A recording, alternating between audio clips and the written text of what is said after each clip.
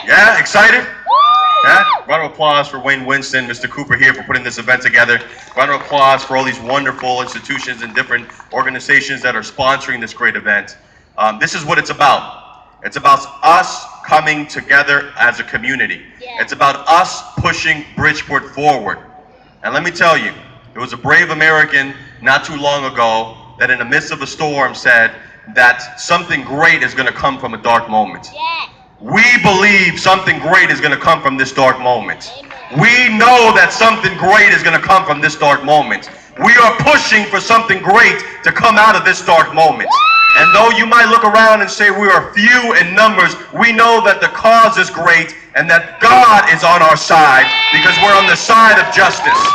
We talk about education as being something that, well, you know, you can or you can't get it. It is the most important thing we can ever provide to a young person is education. The most important thing we can ever provide to a young person is education. The only government program ever conceived that allows in one generation a poor child to grow up and become a wealthy person is education. The only government program ever conceived that allows a nobody to become a somebody is education. When they tell us that, oh, well, education is something you can get or not get, or it doesn't matter, they're a liar. They're a liar. We'll fight to the death if we need to. There's nothing more important than educating our kids. And we're in the front line of a lot of issues nowadays.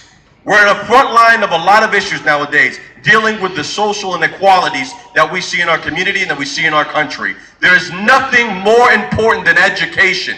And I tell you, as the chairman of the Board of Ed here in Bridgeport, I will give blood, sweat, and tears to make sure our kids get an appropriate public education. I will give up everything that I have to make sure that happens. And I know that I'm preaching to the choir.